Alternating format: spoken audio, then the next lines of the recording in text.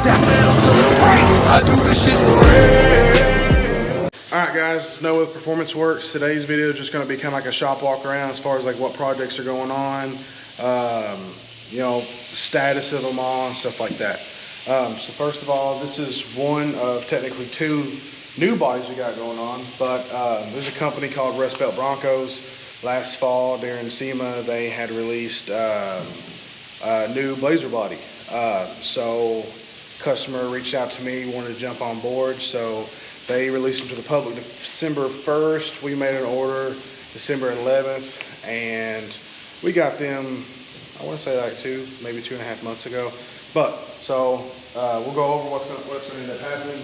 So our local powder coater, Chuck, powder coated the chassis for us and our axles, and we are in the process of making this thing a roller. I did go ahead and undercoat the body because I don't really plan on taking the body back off the chassis. This one here is, we're building a his and hers type deal. This is the hers. As of right now, you know, color combination is going to be like a teal with white, plaid interior with probably a brown leather to accent it all. LS based, overdrive transmission, Holley engine management, but factory style suspension, and it's going to have a factory look, but it's going to have a modern drivetrain, so to speak. And we've got a couple others, and baby girl is hatefully in the cage right now. We did on this one here, our 38 coupe. This is kind of like a rescue from another shop that a customer got done bad at. They gave me a ring, and they're out of state, so they wanted to see if we could just take the car in and get to it. So we did. It's getting a 400 small block TH350 trans. That was what was already in it, but it's going to have all the chrome goodies, billet accessories, stuff like that. It's going to stay carbureted. Biggest thing is trying to get the car back to its original glory of what they remember it as, and then just move on. Mach 1 is really on the wraps. It's hard to tell because of all the dust it collects, just because due to just the shop, it gets a lot of dust. It is pretty much wrap up the interior. We're going to do a new brake, a Wilwood brake front setup on it, steering column setup, and we've already got it running, and then we've got some paint work to do on it. The old headlight bucket was bent, so the customer sourced another one. It's original, so we got it in primer now. A few things we've got to touch up on the front as far as paint work goes, and then this thing gets a good clean, it gets a good cut and buff, and it goes back to the customer. Really, again, I'm going to stop and touch base with this. As I've said in my other videos, you know, our stuff is going to be very raw, and I'm going to be very real with everybody. So I'm not going to sit here and act like, you know, we're a perfect shop, we're perfect people, that we don't make mistakes. I make mistakes every day. I just try to learn from them. That's my biggest thing, is just learn from my mistakes. Just with that being said, you know, the reason I brought that into the video is with the move and everything, we're just still playing catch up. So we're a little bit behind on this one, but hopefully here soon we're going to be pushing back on it real hard and trying to get caught up. Goal is, honestly, at the end of the year is to pretty much clean the shop out and start fresh the next year. We've got a couple overhanging projects that's just been a little bit more of a handful than we originally planned for, but I'm all willing to take care of it. It's just it makes time constraints on other schedules very difficult, especially with the limited crew. All right, so we'll move on. This is Ethan Hall's F-Body Camaro, another rescue from another shop. We get quite a bit of those. I do want to stop, honestly, here and take a moment that, again, as far as being the raw and real, that's just how I want to film things. Just because, I'm saying this because we get a lot of rescues. We get a lot of cars that come from other shops that shop may get a bad reputation or just be looked down on or whatever else. I want to say, for one thing, no one's perfect. I enjoy the business side just as much as I enjoy building the cars, and I eat, sleep, breathe cars. Have since as long as I can remember. This has been what I think is my destiny from the moment I was born.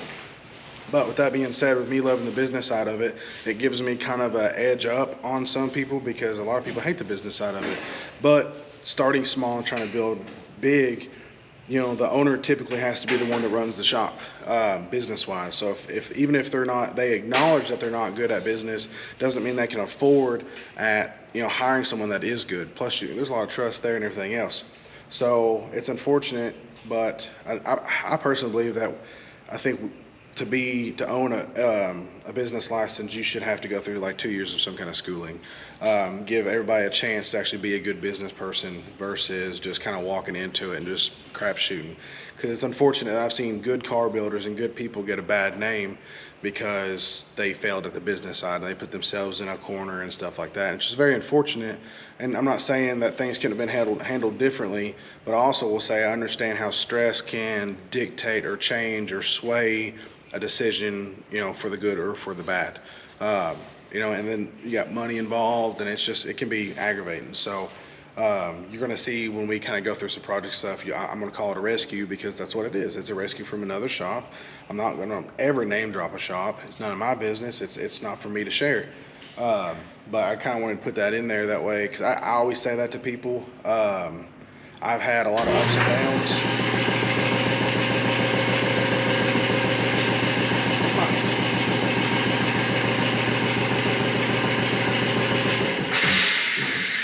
Anyways, I've had a lot of ups and downs.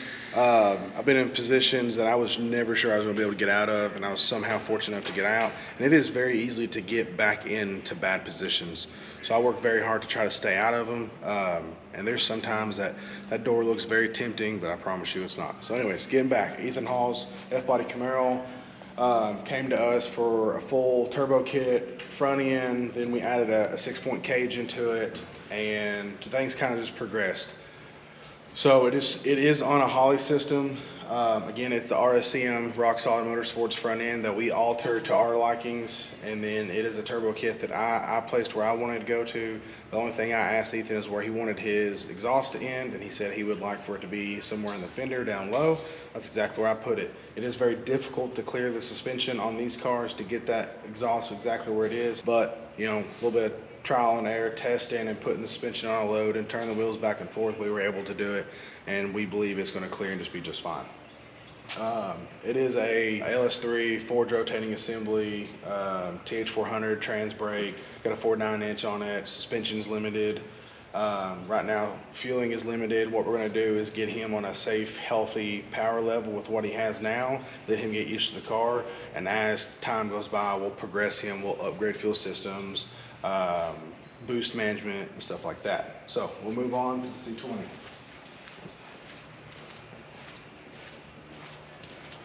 So we're also in the middle of lunch. We had a customer drop off some grass-fed beef hot dogs from a local area, so farm or whatever it is. So we tried those out, and so we just kind of put a table out in the middle instead of using the break room. But anyways, so this truck is kind of special in some ways.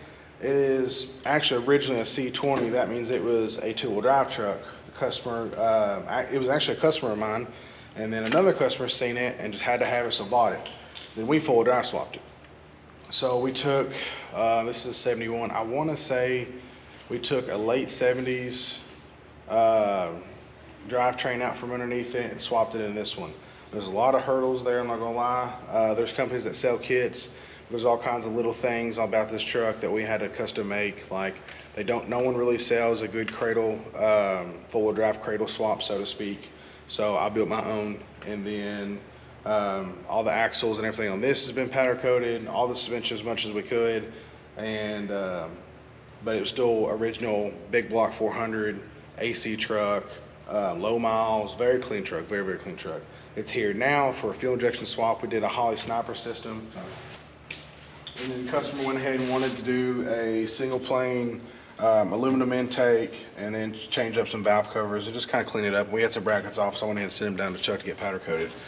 Right now, actually tinfoil, because Holley Sniper systems are really bad for RF signal. RF signal is a signal that gets put off by alternators and other electronics on the vehicles, no matter how new or old, and it tends to mess with the newer electronics.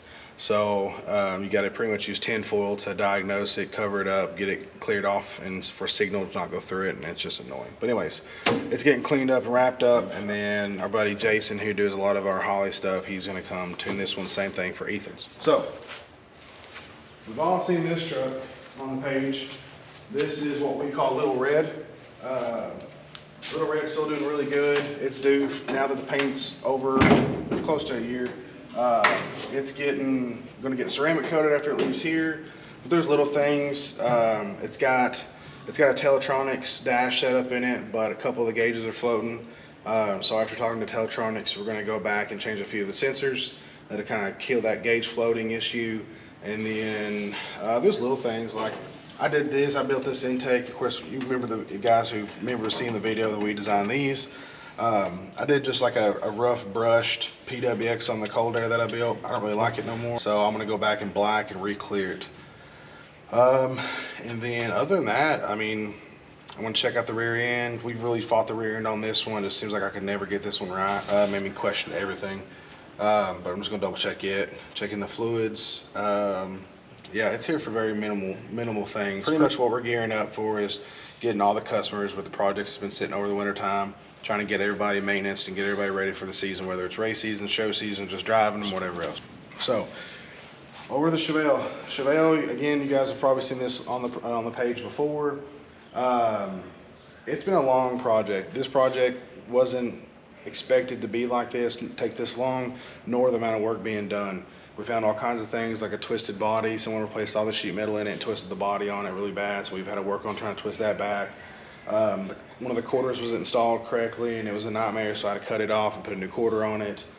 Really fighting door gaps, just little things. And then kind of the goals for the car also changed. It was kind of a really nice driver. Now it's going to be more of like a show car, and then we've gone to doing a twin turbo setup. The inner headlights are going to be the turbo placement, so you're going to see the fins and stuff through the headlight bezels. Will be pretty cool. Right now we're focused on, so we did mirror turbos because we're really focused on symmetry. So now we're kind of working on our down pipes to get down, because we're going to do a full exhaust in this one, because this one here, it's going to make good power, but the biggest thing is the customer's looking for just more of a modern version of a 69 Chevelle. And then and he just kind of let me do my thing too, so that's the kind of cool thing. There's changes still to be made. I'm really fighting whether I want to take the body back off and powder coat the body, powder coat the frame, undercoat the body, paint match suspension parts and stuff. Customer wants it back this year. That's the biggest goal. So back this year, but I also want to turn them in a super, just crazy nice car. Main goals from last year for this car was to build a car on a level that I've never built a car on. So this is going to be like my first, attempt or try or whatever you want to say for that. But yeah, so super cool build. We'll see much more of it on the films or the videos, whatever you want to say. Other than that, that's a wrap for today. Again, comment anything you'd like to see. Like I said, how-to videos, how to do certain things, how to video with baby screaming in the background, anything like that, guys. But other than that, I appreciate you all. We'll see you next time. Started at the bottom, but I'm next guy. Went from top 5 to the best 5. And if last year left you unimpressed, I hope you know that everything before was just a test drive.